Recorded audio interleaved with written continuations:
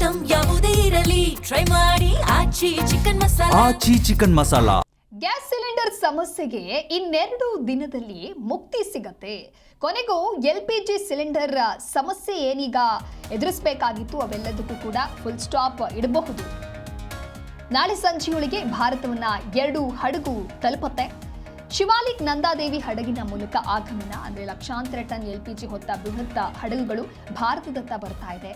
92,700 metric ton LPGಯನ್ನ ಹೊತ್ತಂತ ಹಡಗುಗಳು 2 ಬೃಹತ್ ಹಡಗಿನಲ್ಲಿ 9,27,00,000 kg LPG ಆಗಮಿಸ್ತಾ ಇದೆ. ಹರ್ಮುಜ್ ಜಲಸಂಧಿಯಲ್ಲಿ ಸಿಲುಕಿದ್ದಂತ 24 ಭಾರತದ ಹಡಗುಗಳು 24 ಹಡಗುಗಳ ಪೈಕಿ 2 ಬೃಹತ್ ಹಡಗು ಭಾರತದತ್ತ ಬರ್ತಾ ಇದೆ.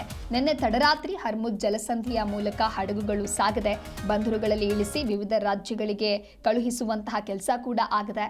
ಭಾರತದಲ್ಲಿ ಸುಮಾರು 30 ಕೋಟಿಗೂ ಅಧಿಕ LPG ಸಿಲಿಂಡರ್ನ ಸಂಪರ್ಕವಿದೆ. ಭಾರತದಲ್ಲಿ ವರ್ಷಕ್ಕೆ 31 ಮಿಲಿಯನ್ MT LPG ಅಗತ್ಯ ಇದೆ. ಪ್ರತಿದಿನ ಸುಮಾರು 85,000 ಮೆಟ್ರಿಕ್ ಟನ್ ಅಗತ್ಯವಿದೆ.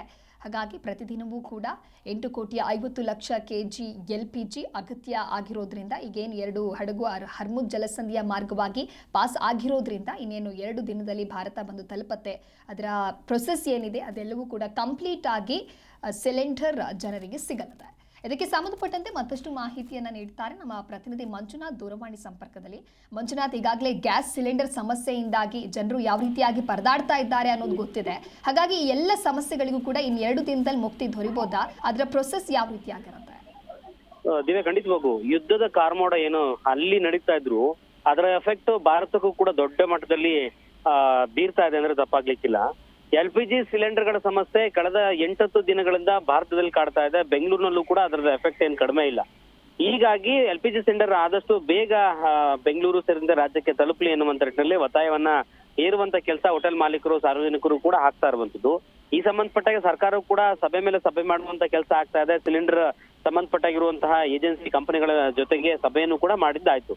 ಹೀಗಾಗಿ ಹರ್ಮುಜ್ ಜಲಸಂಧಿ ಏನಿದೆಯೋ ಆ ಜಲಸಂಧಿ ಸಂಬಂಧಪಟ್ಟಾಗೆ ಸಿಕ್ಕಾಕೊಂಡಿದ್ದಂತಹ ಭಾರತದ ಸಾಕಷ್ಟು ಹಡಗುಗಳ ಪೈಕಿ 2 ಹಡಗುಗಳು ಭಾರತದತ್ತ ತಲುಪುವಂತ ಕೆಲಸ ಈಗಾಗಲೇ ಆಗಿದೆ ಅನ್ನುವಂತ ಮಾಹಿತಿ ಸಿಗ್ತಾ ಇರುವಂತದ್ದು.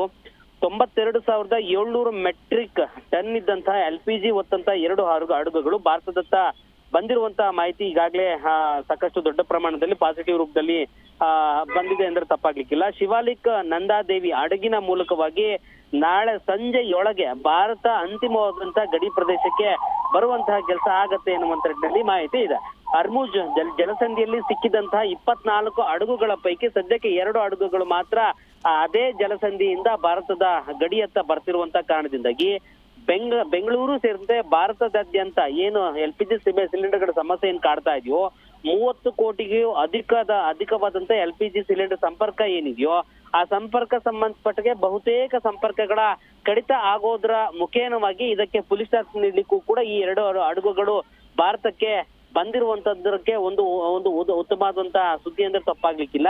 ಸದ್ಯಕ್ಕೆ ಪ್ರತಿದಿನ 8,50,00,000 kgಯಷ್ಟು LPG ಅಗತ್ಯ ಇರುವಂತ ಕಾರಣದಿಂದಾಗಿ ಈ 2 ಹಡಗುಗಳಿಂದ ಬಂದಂತಹ ಒಂದು LPG ಈ ಒಂದು ಸಮಸ್ಯೆಯನ್ನ ಬಿಗಡಾಯಿಸುವುದಕ್ಕೆ ಬ್ರೇಕ್ ಹಾಕೋದರಲ್ಲಿ ತಪ್ಪಾಗಲ್ಲ ಎನ್ನುವಂತ ನಿಟ್ಟಿನಲ್ಲೂ ಕೂಡ ಮಾಹಿತಿ ಈಗಾಗಲೇ ತಜ್ಞರ ರೂಪದಲ್ಲಿ ಗೊತ್ತಾಗ್ತಾ ಇದೆ. ಈ ಮೂಲಕವಾಗಿ ಬೆಂಗಳೂರಿಗೂ ಕೂಡ 2-3 ದಿನಗಳ ಅಂದ್ರೆ ಬಂದು ಆ ಹಡಗುಗಳಲ್ಲಿದ್ದಂತೆ LPG ಅನ್ಲೋಡ್ ಆಗ್ತಿದ್ದಂಗೆ ಅದರದ್ದೇ ಆದ ಒಂದು ತಂತ್ರಜ್ಞಾನದಿಂದ LPG ಸಿಲಿಂಡರ್ಗಳಿಗೆ ರವಾನಿಸುವಂತ ಕೆಲಸ ಆಗತ್ತೆ.